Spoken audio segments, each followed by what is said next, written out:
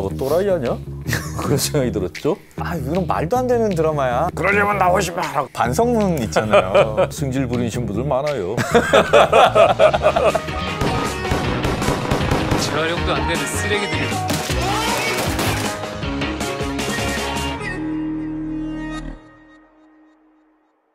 안녕하세요. 저는 문화홍보국 차장 황중호 베드로 신부입니다.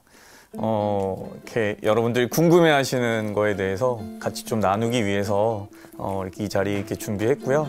또 저 혼자 이야기하기에는 또 내용들이 많으니까 그래서 선배 신부님 모시고 같이 좀 도움도 얻고 또 경험도 들어보고 같이 여러분들의 궁금증을 나누려고 이렇게 왔습니다. 함께 오신 신부님 인사드리겠습니다. 안녕하세요. 저는 홍성란 신부입니다. 제가 그 드라마를 이제 재밌게 보기 시작한 거는 저희 어머니가 이제 구순이 있어요. 90이 가까우신데 어머니가 그 열혈사제를 보고 계신 거예요. 근데 김남길이가 막 성질을 부린 장면이 나왔는데 어머니가 그걸 보다가 저를 보시더니 아유 많이 닮으셨네 그래요. 그래서 얼굴이요? 그랬더니 아니 성질머리가. 그 다음부터 이제 김남길에 대해서 관심이 생겨가지고 보기 시작했습니다. 처음 봤을 때 저거 또라이 아니야? 그런 생각이 들었죠. 뭐 분노 조절 장애라고 이제 정신의학에서 얘기하는데 뭐 화도 참지 못하고 뭐 이렇게 행동하는 것도 완전히 이렇게 뭐 성격 장애자 같이 행동을 해서 아니 어떻게 저런 캐릭터를 갖다가 신부로 쓸까라고 생각했었어요. 네, 저는 이제 이 드라마가 시작하기 전에 시놉시스를 제가 받기도 했고 그리고 또 대본도 제가 어느 정도 감수하고 있고 그렇기 때문에 이제 저도 관심을 가지고 보고 있는데요. 처음에는 그냥 재밌게 봤어요. 뭐 이 드라마 자체가 아주 진지한 내용을 담기보다는 코믹 액션물이기 때문에 저도 그냥 즐기는 마음으로 이렇게 봤는데 이게 방영되고 난 다음에 이제 뭐 반응들이 좀 뜨거웠잖아요. 그러다 보니까 저도 좀 이렇게 약간 좀 불안한 마음도 있고 보면서 이게 제가 감수했다라고 나갔는데 내용이 또 이렇게 막 너무 또 이렇게 이상한 내용들이 나오거나 이렇게 오류가 나오면 이거 이러면 안 되는데 하면서 저도 이게 좀 지금은 좀 걱정하는 마음으로 보고 있습니다.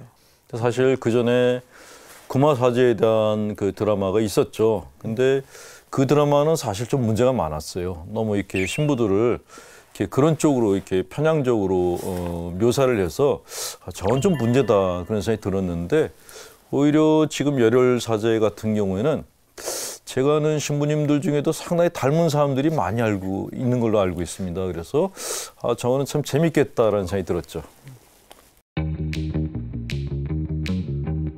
예, 얘기하죠. 어떤 이야기를 나누시나요? 네가 닮았다. 김남길이하고 넌 똑같아 이제. 서로 삿대질을 하죠. 저 같은 경우는 이렇게 뭐 일단은 뭐 이건 말도 안 되는 드라마야 하면서 이렇게 이야기하기도 하고요. 또 수녀님들은 그런 이야기를 해주신 적이 있어요. 자꾸 신부님들이 너무 잘생기게만 나와서 모든 신부님들은 다 그렇게 잘생긴 줄 알면 안 된다고 그런 이야기도 하고 그랬던 것 같아요. 그 신부 두 사람의 캐릭터 중에서 김남길 말고 그 후배 신부의 캐릭터가 그 일반적인 그 본당 신부들의 모습이에요. 김남길 신부 같은 경우는 좀 특이한 케이스죠. 예. 과장된 표현이 많죠. 과장은 아니고.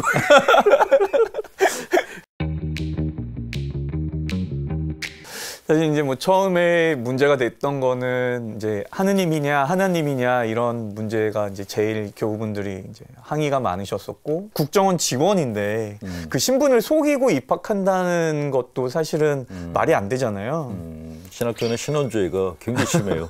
뭐 그런 것도 있고 그리고 이제 그 교구를 이제 옮겨서 오는 그 과정이 그쪽에서 이제 뭐 이렇게 마음대로 옮겨가도 된다라고 생각을 했던 것 같은데 그러면 이제 교구 신부보다는 수도에 입회한 신부로 설정을 잡는 게 아무래도 좀 얘기를 풀어나가기 쉽겠다라고 이제 조언을 해줬었고 그러면서 이제 아버지 신부님 같은 이제 신부님께 이제 올라와서 거기에 이제 손님 신부로 와서 이렇게 쉬고 있는 그런 과정이거든요.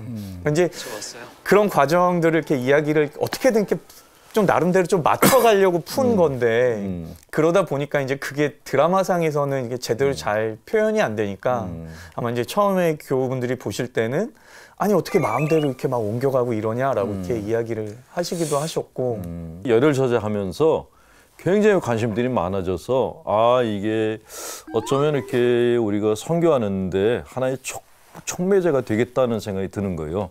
그래서 약간의 하자는 그냥 넘어가 주는 게 오히려 낫지 않나. 사실 그렇게 정의로운 모습으로 그려진다는 게 저는 되게 이렇게 좀 마음에 많이 와닿았어요. 그러니까 분노 조절 장애라고 했을 때는 이제 처음에 그냥 우리가 일반적으로 생각하고 있는 그런 분노 조절 장애가 아니고 사실 이 주인공은 어떤 불이함, 어떤 그릇됨을 봤을 때 그걸 참지 못하는 어떤 그런 마음이라고 저는 생각했거든요. 그래서 그런 마음이면 어느 정도 긍정적으로 볼 수도 있겠다 생각을 이제 했었죠. 그래도 아 저렇게 자기 감정을 숨기지 않고 표현할 수 있다는 게 좋다라는 생각이 들었어요. 신자분들, 열심히 신자분들이 보기에는 신부가 어떻게 저럴 수가 있어 그럴지 모르겠지만 저는 심리치료를 하잖아요. 심리치료에서는 감정 표현을 하는 게 굉장히 중요하거든요. 그래서 신경증적인 분들, 이렇게 감정 억압이 심한 분들은 그 드라마를 보고 좀 카타르시스 효과를 느꼈으면 좋겠다라는 말씀을 드리고 싶습니다.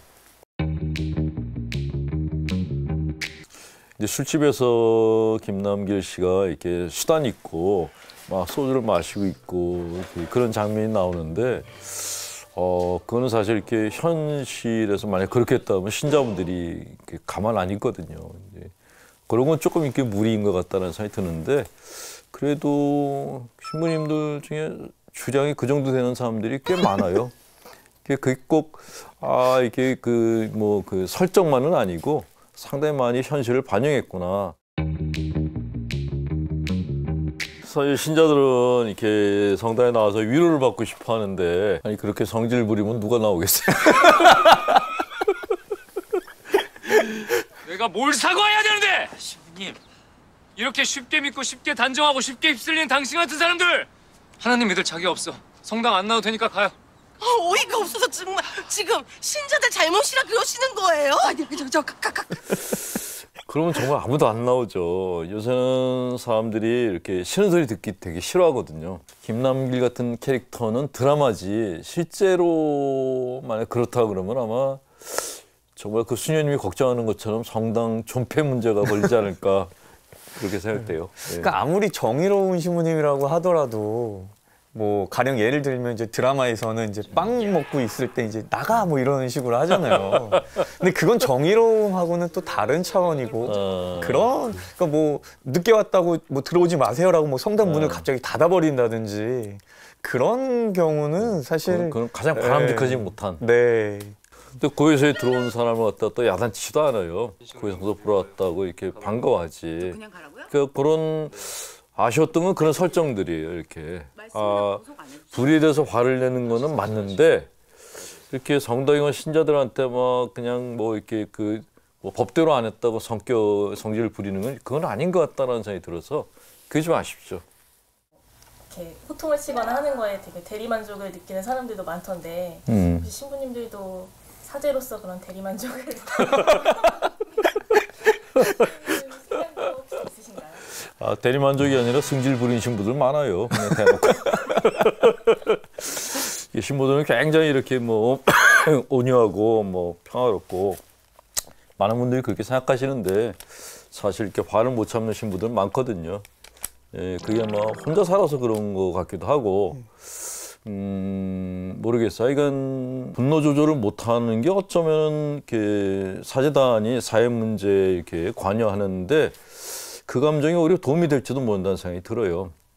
너무 온유하게 이렇게 접근해가지고 문제가 해결 안 되는 경우도 더 많거든요. 네. 신부님 말씀 이렇게 듣다 보니까 딱 드는 생각이 사실 가진 게 없는 사람이 제일 무서운 거잖아요. 어떻게 보면은 이제 신부님들이 그런 데 있어서 더 이렇게 열정적으로 아니면 더 적극적으로 그렇게 참여할 수 있는 맞아요. 부분들도 맞아요. 결국은 저희는 뭐 일단 가족도 없고 일단 모든 걸 다 주님을 위해서 내려놨기 때문에 가진 것이 없기 때문에 오히려 더 용감해질 수 있는 것 같아요. 저는 재개발 현장에 제가 5년 반을 살았어요. 근데 드라마보다도 더 아주 심한 상황이었는데, 근데 이 사람들이 제가 있던 성당만 빼놓고 나머지를 다 이게 철거를 해나가는데 완전히 무법지대였던 거죠. 저도 처음에는 이렇게 마음이 많이 쫄아 있다가 시간이 가면서 점점 화가 올라오는 거예요. 도저히 화를 참을 수가 없어가지고 이렇게 분노 해소 방법을 여러 가지를 썼어요. 방에다가 샌드백을 갖다 놓고 샌드백에 조합장 이름, 뭐 국회의원 이름 써놓고서 주먹으로 두들겨 패고, 그 김남길 씨가 했던 것 그 비슷하게 했었어요. 뭐 그 현장하고 드라마하고 조금 다른 게 뭐냐면은, 드라마에서는 이렇게 그 김남길 씨가 화를 낼 수 있는 대상이 보이잖아요. 그 조폭이 있잖아요.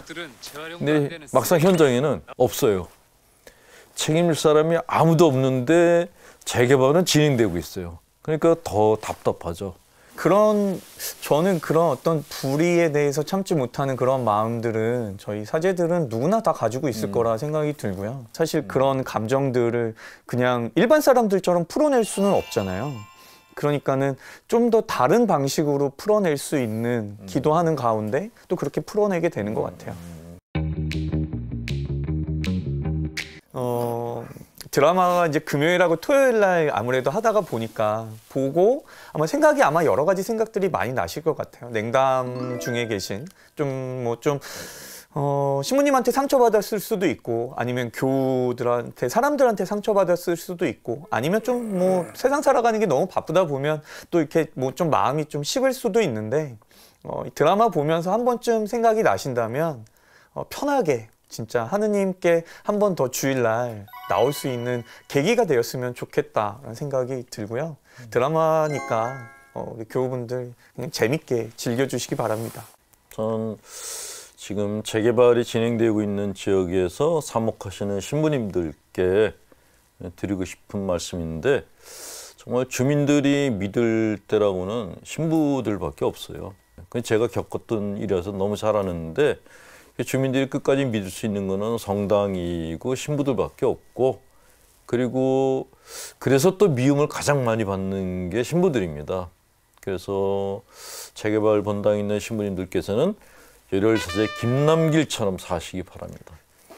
열받을 때는 열을 내고 화날 때 화를 내고 그렇게 싸우셔서 꼭 이기시기 바랍니다. 감사합니다. 감사합니다.